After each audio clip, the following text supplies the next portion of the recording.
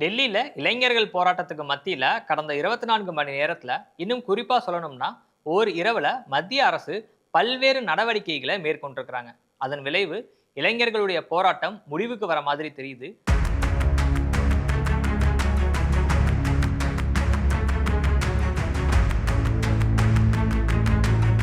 NEET தேர்வு முறையே வேண்டாம்னு தமிழ்நாடு சொல்லுது. நீட் தேர்வு சரியா நடத்தப்படணும்னு காக்ரோச் ஜனதா கட்சியினர் சொல்றாங்க. இந்த ரெண்டு கருத்துகளும் ஒன்றிணைவதற்கு முன்னாடியே போராட்டத்தை முடிவுக்கு கொண்டு வர வேலைகளை மத்திய அரசு தரப்புல இருந்து மேற்கொள்ளப்பட்டு வருது.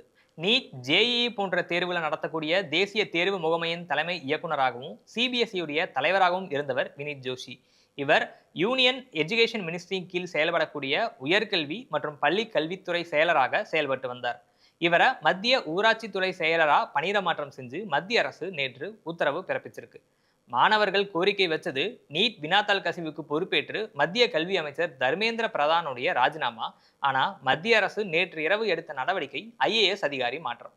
மத்திய கால்நடை பராமரிப்புத்துறை செயலரா இருந்த நரேஷ்குமார் கங்வார் உயர்கல்வித்துறை செயலரா நியமிச்சிருக்கிறாங்க. மத்திய ஊரக வளர்ச்சித்துறையின் கூடுதல் செயலரா இருந்த டி அனில்குமார் பள்ளிக்கல்வித்துறை செயலரா நியமிச்சிருக்கிறாங்க. இதுக்கு அடுத்த நடவடிக்கையா கடந்த 26 நாள்களாக உண்ணாவிரதம் இருந்து வந்த சோனம் வாங்சுக் வியாழக்கிழமை பின்னிரவுல உண்ணாவிரதத்தை முடிவுக்கு கொண்டு வந்திருக்கிறாரு. குருகிராம்ல மேதாந்தா மருத்துவமனையில மத்திய அமைச்சர்கள் ஜே.பி. நட்டா, ஜிதேந்திர சிங் முன்னிலையில இந்த உண்ணாவிரதம் முடிவுக்கு வந்திருக்கு. மத்திய அரசு தரப்புல இருந்து உத்தரவாதங்கள் அளிக்கப்பட்டதன் அடிப்படையில உண்ணாவிரத போராட்டத்தை முடிவுக்கு கொண்டு வந்திருக்கிறதா வாங்சுக் சொல்லியிருக்கிறாரு. தேர்வு முறையில நடக்கக்கூடிய பிரச்சனைகளுக்கு பொறுப்பேற்பது தொடர்பா நாடாளுமன்றத்துல விவாதிக்கப்படும்.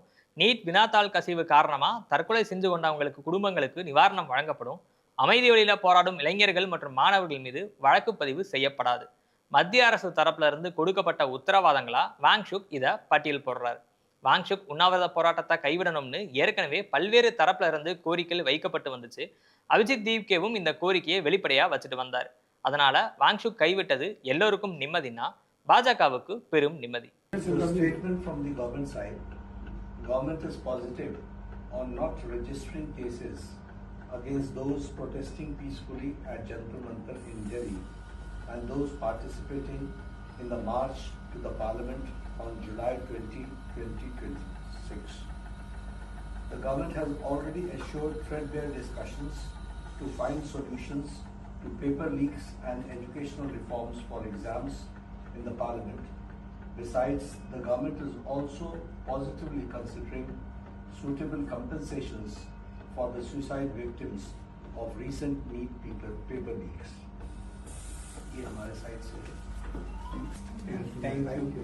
இதை தொடர்ந்து அடுத்த கட்ட நடவடிக்கையா பிரதமர் நரேந்திர மோடி செல்ஃபி வீடியோ ஒன்று வெளியிடுறாரு. அந்த வீடியோல மோடி என்ன சொல்றாருன்னா, வினாத்தாள் கசிவுன்றது சாதாரண விஷயம் இல்லைன்னு எனக்கு தெரியும். அது லட்சக்கணக்கான மாணவர்களுக்கும் அவர்களுடைய குடும்பங்களுக்கும் மிகுந்த வலியை ஏற்படுத்தியிருக்கு. மத்திய அமைச்சரவை கூட்டத்தில் வினாத்தாள் கசிவு சம்பவங்கள் தொடர்பாக விவாதிக்கப்பட்டு அமைச்சர்களுடைய கருத்துக்கள் பெறப்படும். அதுக்கப்புறமா அடுத்த கட்ட நடவடிக்கைகள் இறுதி செய்யப்படும் அப்படின்னு மோடி சொல்லியிருக்கிறாரு.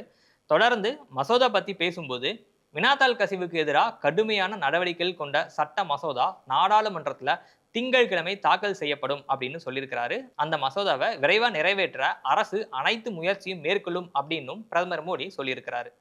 மாணவர்கள் வலியுறுத்துற மத்திய கல்வி அமைச்சர் தர்மேந்திர பிரதான் ராஜினாமா பற்றி பிரதமர் பேச்சில் எதுவுமே இடம்பெறல. காங்கிரஸ் கட்சி உடனே இந்த விமர்சனத்தை எழுப்பினாங்க. மக்களவை எதிர்க்கட்சி தலைவர் ராகுல் காந்தி பேசும்போது மாணவர்கள் தர்மேந்திர பிரதானுடைய ராஜினாமாவை தான் கேட்கிறாங்க, நள்ளிரவுல வீடியோ போட்டு அவங்கள இழிவுபடுத்தாதீங்க அப்படின்னு ராகுல் காந்தி விமர்சிச்சிருக்கிறாரு. இதெல்லாம் ஒரு பக்கம் இருக்க, உச்சநீதிமன்ற தலைமை நீதிபதி சூரியகாந்த் சொன்ன கருத்து சமூக ஊடகங்கள்ல பெரிய அளவுக்கு சர்ச்சையாச்சு.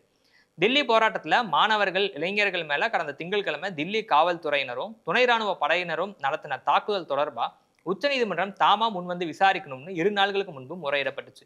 இது தொடர்பாக வாதத்தின் போது தயவு செஞ்சு எங்க நேரத்தையும் உங்க நேரத்தையும் வீணடிக்காதீங்க அப்படின்னு தலைமை நீதிபதி சூரியகாந்த் சொல்லியிருக்கிறாரு. காவல்துறையோட அத்துமீறல் தொடர்புடைய காணொலியை காமிக்கிறேன்னு வழக்கறிஞர் சொன்னப்ப கூட அதை பார்க்க எங்களுக்கு விருப்பம் இல்லை, அதுக்கான நேரமும் இல்லை அப்படின்னு தலைமை நீதிபதி சொல்ல இது பலரை கொதிப்படைய செஞ்சுச்சு. காவல்துறை செயல்பாடுகள் பத்தி நாடு முழுக்க எல்லா ஊடகங்களையும் வந்திருக்கு. நாடாளுமன்றத்தை எதிர்க்கட்சிகள் முடக்கி வச்சிருக்கிறாங்க.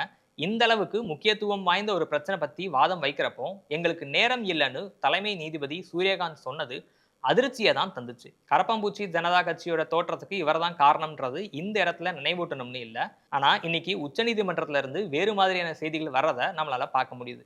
ஊடகங்கள்ல வந்தது முழுக்க பொய் செய்தின்னு தலைமை நீதிபதி விளக்கம் கொடுத்திருக்கிறாரு. கடந்த 2 நாளா காவல்துறையினருடைய அத்துமீறல் தொடர்பா வழக்கு தாக்கல் செய்யப்பட்டதாகவும் தலைமை நீதிபதி விசாரிக்க மறுத்ததாகவும் ஊடகங்கள் தவறான செய்தியை பதிவு செஞ்சுட்டு வராங்க. காலைல 10 மணி வரைக்கும் ஒரு தாள் கூட தாக்கல் செய்யப்படல அப்படின்னு தலைமை நீதிபதி சூரியகாந்த் இன்னைக்கு சொல்லியிருக்கிறாரு.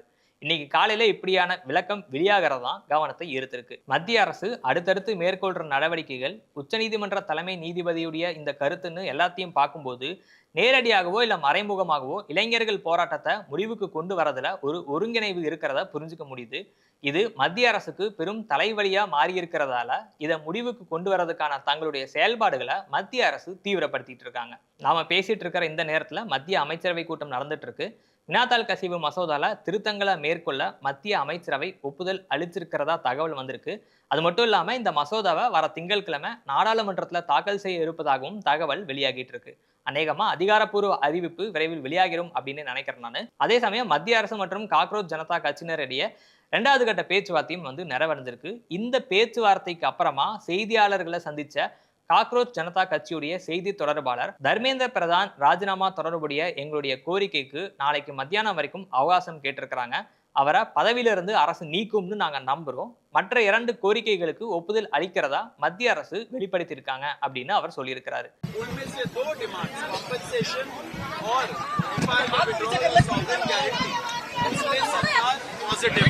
மத்திய அரசு சார்பா மத்திய அமைச்சர் ஜே பி நட்டா சொல்றப்போ பேச்சுவார்த்தை 2 மணி நேரம் நடைபெற்றுச்சு.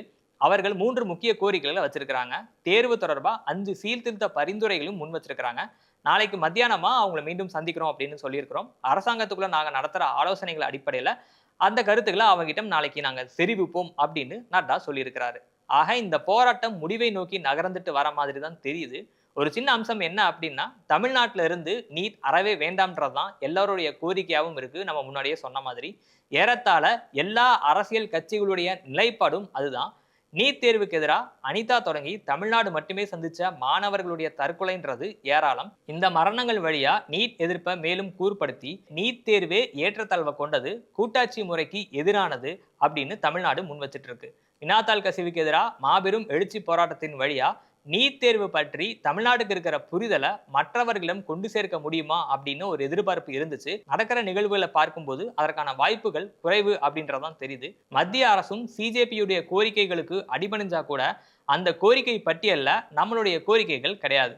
ஆக தமிழ்நாட்டின் குரல்கள் வழக்கம் போல தில்லியின் செவிகளை இந்த முறையும் சென்றடையாது அப்படின்னு தான் நினைக்கிறேன் நான். இந்த போராட்டத்துக்கு யார் எப்படி முடிவுரை எழுத போறாங்க அப்படின்றத நம்ம பொறுத்திருந்து பார்க்கலாம்.